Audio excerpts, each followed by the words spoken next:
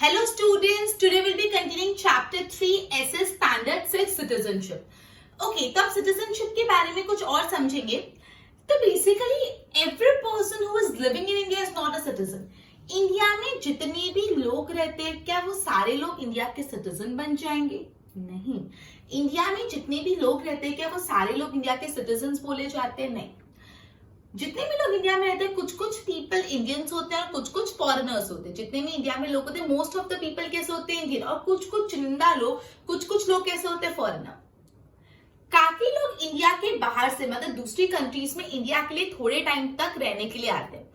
There many people who come to India from different country. अलग अलग country से India में लोग आते हैं for some time. That is जिसको हम टेम्पररी स्टे बोलते हैं. मतलब लाइफ टाइम इंडिया में रहने नहीं आते, कुछ थोड़े से पीरियड के लिए आते हैं. मतलब सपोज कोई एजुकेशन करने आते हैं, कोई जॉब करने आते हैं, तो ऐसे घूमने आते हैं. मतलब काफी लोग हैं जो इंडिया के बाहर से इंडिया में आते हैं for a shorter period, come duration के लिए. दैट इज जिसको हम बोलते हैं टेम्पररी स्टे. तो ये जो लोग हैं जो इंडिया में टेम्पररी स्टे करने के लिए आते हैं, they do not have right to vote. अगर सपोज कोई इंडिया के बाहर से इंडिया में आया है थोड़े लाइक एक महीने के लिए, तो और उस एक महीने में इलेक्शन है, तो वो क्या वोट कर सकता है? नहीं. जो इंडिया में टेम्पररी स्टे के लिए आए हैं वो वोट नहीं कर सकते. They can not participate as an candidate in election. ना कि वो इलेक्शन में एक चुनावदार मतलब एज अ कैंडिडेट खड़े हो सकते हैं. ना वो इलेक्शन लड़ सकते हैं, ना वो इलेक्शन में वोट कर सकते हैं, ना वो कोई गवर्नमेंट पोस्ट पे काम कर सकते हैं. तो कोई भी दूसरा राइट नहीं होता जो एक इंडियन सिटीजन को होता है. यहाँ पे बेसिकली क्या बोला कि इंडिया में जितने भी लोग रहते हैं जरूरी नहीं है कि वो इंडियन सिटीजन हो. इंडिया में जितने भी लोग रहते हैं मोस्ट ऑफ द पीपल कैसे होते हैं? इंडियंस. उसमें से कुछ लोग होते हैं जो फॉरेनर्स होते हैं. इंडिया के बाहर से काफी लोग इंडिया में आते हैं for a shorter period of the time, come time के लिए इंडिया में आते हैं, जिसको हम बोलते हैं टेम्पररी स्टे. मतलब वो पढ़ाई के लिए आ सकते हैं, जॉब के लिए आ सकते हैं, कोई बिजनेस के लिए आ सकते हैं, या ऐसे ही विजिट घूमने आ सकते हैं, हॉलीडेज पे आ सकते हैं. तो ये जो भी लोग इंडिया में आते हैं for a temporary stay, they do not have right to vote. उनके पास वोट करने का कोई हक नहीं है. They can't participate in a candidate in an election. मतलब ना वो वोट कर सकते हैं, ना वो इलेक्शंस में एज एन कैंडिडेट पार्टिसिपेट कर सकते हैं, ना वो कोई गवर्नमेंट पोस्ट हेल्प कर सकते हैं, और ना वो कोई और राइट एंजॉय कर सकते हैं, बिकॉज वो इंडिया में सिर्फ टेम्पररी टाइम पीरियड के लिए आए. उनको हम इंडियन सिटीजन मानते ही नहीं है. They are the citizen of their own country. वो जिस कंट्री से आए उनके सिटीजन है, ना कि इंडिया से. सपोज यूएसए से कोई इंडिया में आया है एक महीने के लिए घूमने के लिए, तो क्या वो इंडिया का सिटीजन हो गया? वो यहाँ पे आया? तो नहीं. वो कहाँ का सिटीजन है? वो यूएसए का सिटीजन है. वो इंडिया का सिटीजन नहीं है, क्योंकि वो तो सिर्फ टेम्पररी थोड़े टाइम के लिए इंडिया में रहने आए. पीपल यूरोप, रशिया, जापान, अलग अलग जगह से इंडिया में आते हैं पढ़ने के लिए, विजिटर्स की तरह, या तो काम के पर्पज से. अब एक वर्ड समझा रहे कि एम्बेसडर्स. ये बहुत इंपॉर्टेंट वर्ड और बहुत इजी है समझना. एम्बेसडर्स कौन होते हैं? तो बेसिकली जैसे इंडिया है तो दूसरी जितनी भी कंट्रीज है ना, उस सब कंट्री के एम्बेसडर्स होते हैं जो इंडिया में प्रेजेंट होते हैं. मतलब यूएसए का एम्बेसडर इंडिया में होगा, जापान का एम्बेसडर इंडिया में होगा, यूके का एम्बेसडर इंडिया में होगा. मतलब जितनी भी कंट्रीज है उस हर कंट्री के एम्बेसडर होते हैं. अब उस कंट्री के रिलेटेड कुछ भी इशू होता है तो एम्बेसडर से बातचीत करी जाती है. मतलब एम्बेसडर के थ्रू वो कंट्री से बातचीत की जाती है. वैसे इंडिया का एम्बेसडर हर दूसरे कंट्री में होगा. जैसे इंडिया में अलग अलग कंट्री के एम्बेसडर्स हैं, वैसे इंडिया का जो एम्बेसडर है वो अलग अलग कंट्री में होगा. मतलब यूएसए में भी इंडिया का एम्बेसडर है, यूके में भी, यूएई में भी, हर जगह. एम्बेसडर मतलब कोई दूसरी कंट्री का इंसान जो इंडिया में रहता है फॉर द पर्पज ऑफ क्या बोलते हैं, कम्युनिकेशन या तो कुछ भी ट्रांजेक्शन के लिए. ठीक है. तो बेसिकली हर कंट्री का एक एम्बेसडर इंडिया में होता है. तो ये इंडिया में होते हैं, लेकिन वो ambassadors of various ambassador of various country stay in India but they are not Indian citizen. तो ये बहुत ही इंपॉर्टेंट सवाल है. एम्बेसडर्स जो होते हैं अलग अलग कंट्री में, वो तो इंडिया में ही रहते हैं, लेकिन स्टिल उनको इंडियन सिटीजन नहीं माना जाता. जो एम्बेसडर्स होते हैं अलग अलग कंट्री के, वो तो इंडिया में रहते हैं, स्टिल उनको इंडियन सिटीजन माना नहीं जाता. इतनी बात समझ आ रही है? या आपको ट्रू और फॉल्स में पूछ सकते हो, are ambassador consider as an Indian citizen, तो आप गलती से भी ट्रू मत लिख देना, उसका आंसर फॉल्स है. वापस एम्बेसडर्स जो होते हैं वो इंडिया में रहते हैं, स्टिल वो इंडियन सिटीजन नहीं होते. एम्बेसडर कौन होते हैं? जो अलग अलग कंट्री का एक इंसान इंडिया में रहता है. मतलब हर कंट्री में हर कंट्री का एक एम्बेसडर होता है. ओके.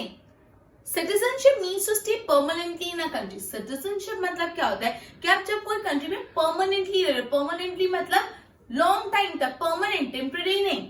तो सिटीजनशिप मतलब where a person stay in a country permanently and enjoy rights given by the state. जो भी कंट्री राइट देता है वो एंजॉय करता है and perform duty interested to a person, और उसको जो भी ड्यूटीज चाहिए वो परफॉर्म करता है। मतलब जब कोई इंसान इंडिया में परमानेंटली रहता है और जो भी गवर्नमेंट ने राइट्स दिए उसको एंजॉय करता है, और जो भी गवर्नमेंट के प्रति या जो भी अपनी कंट्री की तरफ ड्यूटीज है वो फुलफिल करता है, उसको बोलते हैं सिटीजनशिप। तो बेसिकली सिटीजनशिप कब कहलाई जाती है? Means a person means to stay permanently in India, मतलब इंडिया में परमानेंटली रहो, परमानेंटली इन अ कंट्री, जिस भी आप कंट्री के उस कंट्री में परमानेंटली रहो and enjoy the rights given by the state. State ने जो राइट दिए उसको एंजॉय करें and to perform the duties interested to a person.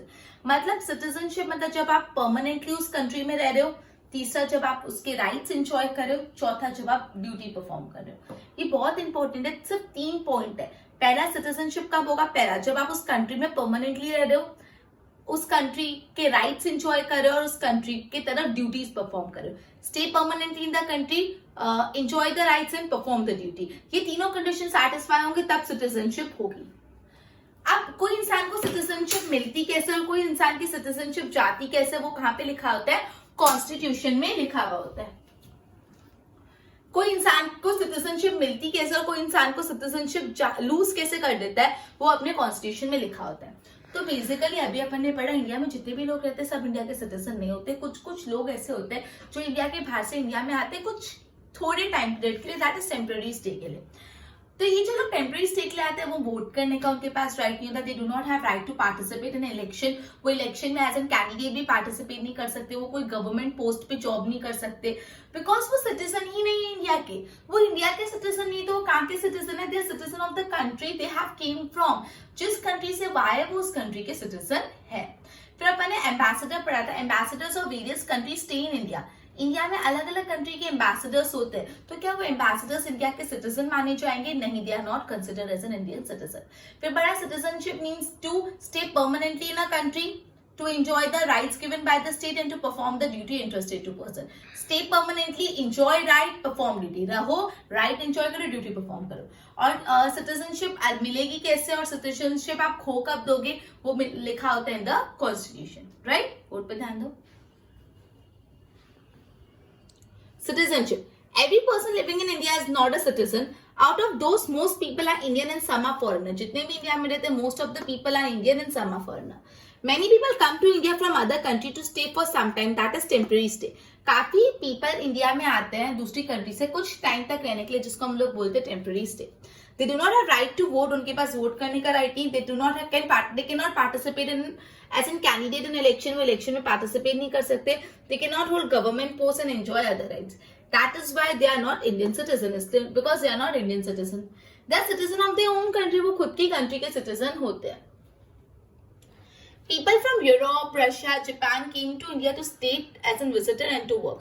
मतलब यूरोप, रशिया, जापान, अलग अलग जगह से इंडिया में लोग आते हैं रहने के लिए, विजिटर की तरह या वर्क की तरह। Ambassador of the country stay in India but are not Indian citizen. जो एम्बेसडर्स होते हैं वो इंडिया में आते हैं स्टे करने के लिए, लेकिन उनको इंडियन सिटीजन माना नहीं जाता।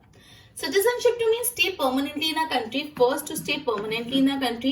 Second, to enjoy the rights given by the state and to perform. Third, to perform the duty. मतलब to stay permanently, to enjoy the rights and to perform the duties. Person gets or lose the citizenship as per rules of constitution. जो भी constitution में rules देखे उसके हिसाब से citizenship मिलती है और citizenship lose होती है, right?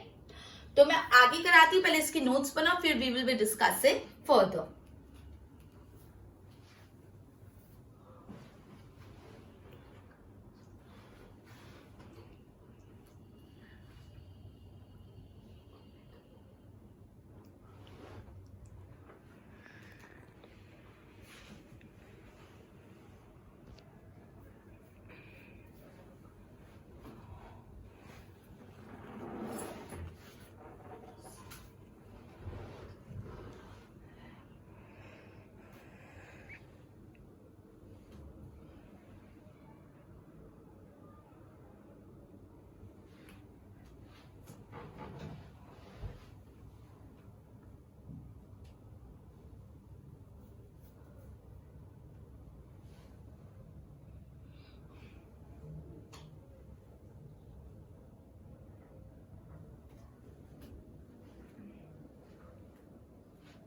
अब मैं बहुत ही इंपॉर्टेंट चीज बताने वाली, एक्चुअली आज का सेशन ही बहुत इंपॉर्टेंट है, सिटीजनशिप का जो पूरा चैप्टर्स का जो कोर है यहाँ पे प्रेजेंट है।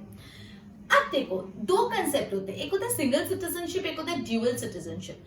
इंडिया में सिंगल सिटीजनशिप का कंसेप्ट चलता है, ना कि ड्यूअल। यूएस में ड्यूअल सिटीजनशिप का कंसेप्ट चलता है। इन सिंगल सिटीजनशिप मतलब क्या, इंडिया में जो भी सिटीजन है उनको सिर्फ सेंटर मतलब इंडिया का सिटीजनशिप मिलेगा, मतलब उनको इंडिया का सिटीजन बोला जाएगा, इंडिया की सिटीजनशिप मिलेगी। ना तो ऐसे जैसे अपन गुजरात में रहते हैं तो ऐसे नहीं, गुजरात की एक सिटीजनशिप मतलब जिस स्टेट में रह रहे उसकी एक सिटीजनशिप और इंडिया की सिटीजनशिप, दो सिटीजनशिप। एक सिटीजनशिप है गुजरात के अंदर, अदर वन इज इंडिया। कोई सपोज राजस्थान में रहे तो वो एक राजस्थान की सिटीजनशिप लेगा और एक इंडिया की। ऐसा इंडिया में नहीं होता, ये ड्यूअल सिटीजनशिप का कंसेप्ट है कि स्टेट सिटीजनशिप अलग और इंडिया सेंट्रल सिटीजनशिप अलग। लेकिन इंडिया में ऐसा नहीं होता, इंडिया में कैसा कंसेप्ट है, सिंगल सिटीजनशिप। वो गुजरात हो, महाराष्ट्र हो, राजस्थान हो, कहीं भी रहता है उसको सिर्फ इंडिया की सिटीजनशिप मिलेगी, सिंगल सिटीजनशिप। ये बहुत ही इंपॉर्टेंट है फॉर 1 मार्क कि इन इंडिया सिंगल, ऐसे तुमको 2 मार्क फॉर्म में पूछे dual citizenship system is prevalent in India, true और फॉल्स। तो but obvious is a false. India में कौन सा सिटीजनशिप चलता है, सिंगल सिटीजनशिप चलता है, दैट इज एक सिटीजनशिप ही इंडिया में चलता है। मैंने आपका मतलब उसको बताया, मतलब पूरा इंडिया, आप कोई भी स्टेट में रहते हो, कोई लेना देना नहीं, सिर्फ और सिर्फ इंडिया की सिटीजनशिप आपको मिलेगी, ना कि स्टेट की अलग और इंडिया की अलग। ओके, अब सवाल ये होता है सिटीजनशिप ले कैसे, how to get Indian citizenship. India की सिटीजनशिप लेने के 4 जरिए। अभी important for 1 mark, how many ways to get Indian citizenship, there are 4 ways to get Indian citizenship. पहला बाय बर्थ, दूसरा बाय लॉ, तीसरा by registration and fourth is being resident for a definite time period. पहला by birth मतलब आप India में पैदा हुए, India में बोर्न हुए, सब हुआ तो आप रेसिडेंट हो गए इंडिया के। बाय लॉ, लॉ के फॉर्म में रजिस्ट्रेशन करवाना पड़ता है, या तो being resident for a definite time period, या तो आप इंडिया में बहुत टाइम तक हो। आप इसको बहुत डिटेलिंग में नहीं पढ़ते, वो आगे पढ़ने की, पहले 4 खाली लर्न कर लो। बहुत इंपॉर्टेंट है कि इंडिया की सिटीजनशिप अक्वायर करने के कितने मेथड्स है, there are 4 methods to acquire Indian citizenship. 4 methods Indian citizenship acquire करने की। First one is by birth, second one is by law, third one is by registration and the fourth one is being resident for a definite time period.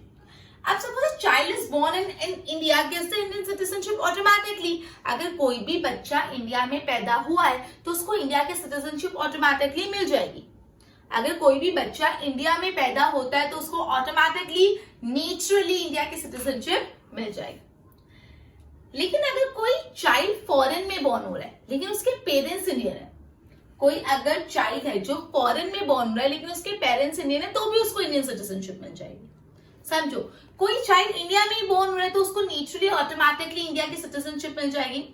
कोई child है जो foreign में born हो रहा है लेकिन उसके जो पेरेंट्स है वो इंडियन है, तो उसको भी इंडियन सिटीजनशिप मिलेगी। जैसे आप एक एग्जाम्पल दिया आपकी टेक्स्ट बुक में, शेख एंड हिज वाइफ, वो दोनों इंडियंस हैं और वो and they are staying in US. वहां पे यूएस रह रहे, कोई टेम्पररी कुछ काम से यूएस गए एंड वहां पे उनको बेबी बॉर्न होता है, नदीम।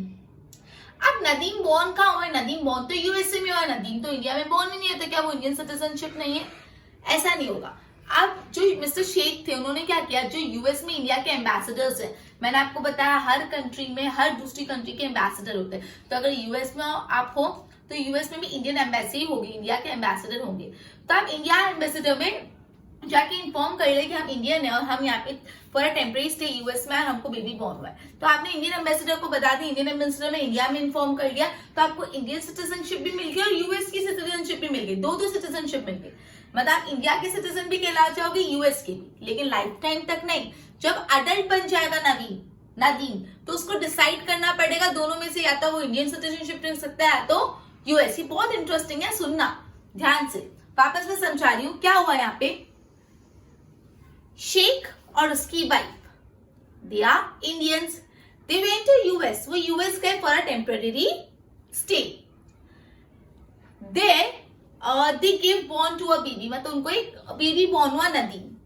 अब नदीम बॉर्न हुआ है यूएस में लेकिन उसके पेरेंट्स है इंडियन, तो जो उसके पेरेंट्स थे उन्होंने जो इंडियन एम्बेसी थी यूएस में उनको इन्फॉर्म कर दिया कि हमको नदीम करके एक बेबी बॉर्न हुआ है और हम इंडियंस हैं। तो जो इंडिया के एम्बेसी थी यूएसए में, उन्होंने इंडिया को बता दिया कि यहाँ पे इनको बॉर्न हुआ है। अब नदीम को 2 सिटीजनशिप मिल गई, एक सिटीजनशिप मिल गई यूएस की और एक सिटीजनशिप मिल गई इंडिया की। तो क्या ये दो सिटीजनशिप यूएस और इंडिया की लाइफ टाइम कंटिन्यू रहेगी? नहीं नहीं नहीं। जब नवीन अडल्ट हो जाएगा, जब नवीन अडल्ट हो जाएगा तो उसको डिसाइड करना पड़ेगा कि उसको इंडिया की सिटीजनशिप लेनी है कि उसको यूएस की सिटीजनशिप लेनी है। समझा? चलो, अब बोला है कि even foreigners can acquire Indian citizenship by applying to government if they stay for a longer term in India.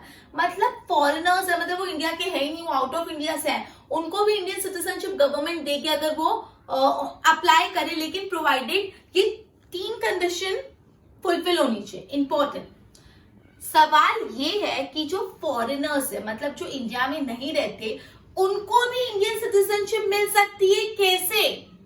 Government of India को एप्लीकेशन करके। लेकिन लेकिन लेकिन ये 3 कंडीशन सैटिस्फाई होगी तो ही। पहला, surrender citizenship of foreign country at the time of application. जब आप गवर्नमेंट ऑफ इंडिया को एप्लीकेशन कर रहे हो एक इंडियन सिटीजन बनने की, उस टाइम पे आपके पास अगर कोई और कंट्री की सिटीजनशिप है तो वो आपने सरेंडर कर चुकी होनी चाहिए। मतलब जब आप एप्लीकेशन करें to acquire the citizenship of India, at that very moment, at that time you need to surrender the citizenship of other country. दूसरी कंट्री की अगर सिटीजनशिप आपके पास है तो वो आपको सरेंडर करनी पड़ेगी। Then the person who is applying for the citizenship in India should be resident for more than 5 years in India.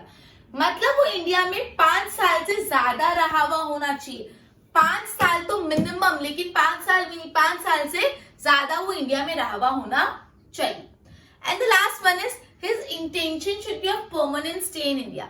उसके इरादे 1 आधे 2 महीने 1 साल के रहने के लिए नहीं, उसके इरादे क्या होने चाहिए? इंटेंशन कि उसको इंडिया में परमानेंटली लेना है। अगर ये 3 कंडीशन सैटिस्फाई हो गई तो जो गवर्नमेंट ऑफ इंडिया को फॉरेनर्स को भी इंडियन सिटीजनशिप देती है। मैं वापस समझा रही, बहुत ही बहुत ही बहुत इंपॉर्टेंट है कि फॉरेनर को भी इंडियन सिटीजनशिप मिल सकती है अगर वो गवर्नमेंट ऑफ इंडिया को अप्लाई करे। उसके लिए 3 कंडीशन सैटिस्फाई होनी चाहिए। पहली कंडीशन ये है कि he must surrender the citizenship of other country at the time of application whenever the person is applying to government of India for acquiring the citizenship of India, he must not have citizenship of any other country। मतलब उसने जिस भी दूसरी country की citizenship उसके पास है वो surrender कर चुकी होनी चाहिए।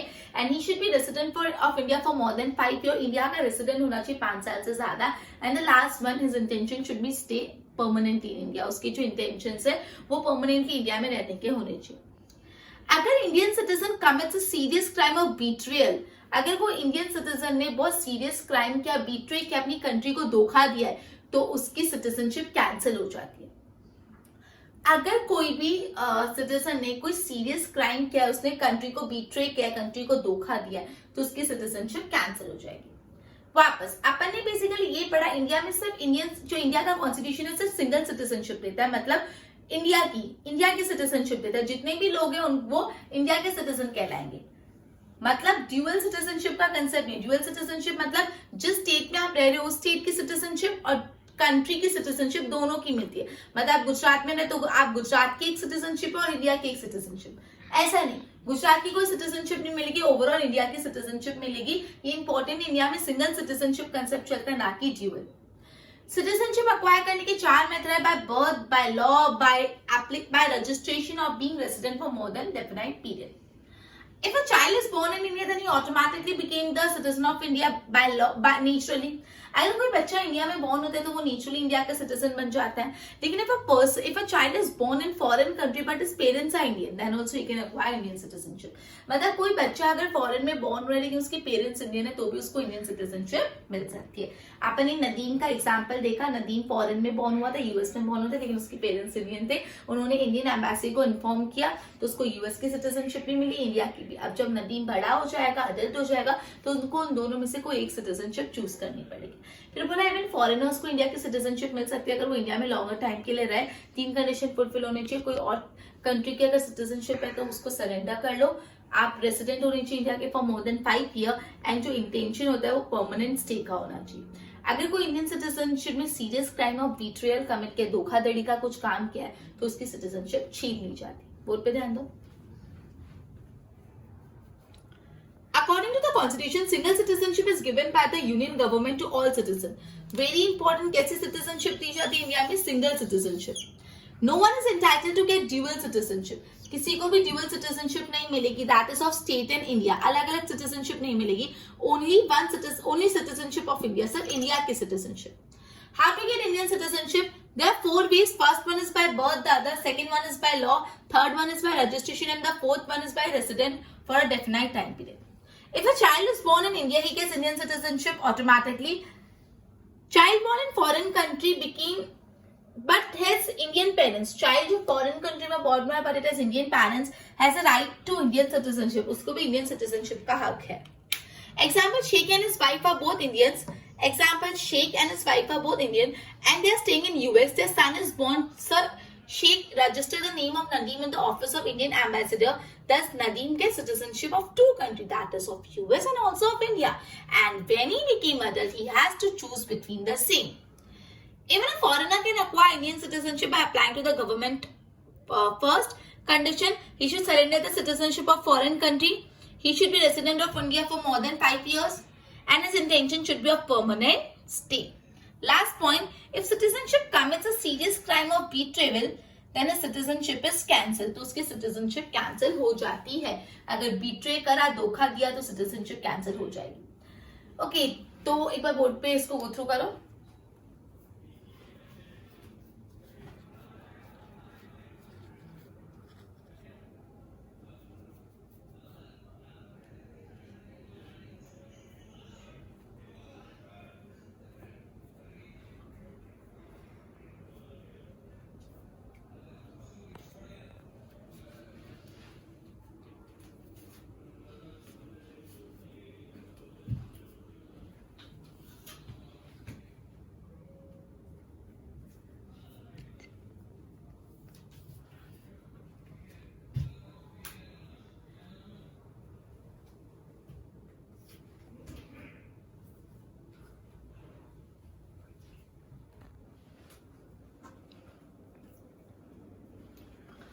ओके तो अपने जितना भी करा उसको सम अप कर लेते हैं. बेसिकली जो इंपॉर्टेंट पॉइंट थे अपन ने ये पढ़ा, कोई भी इंसान अगर इंडिया में रहता है डजंट मीन वो इंडिया का सिटीजन है.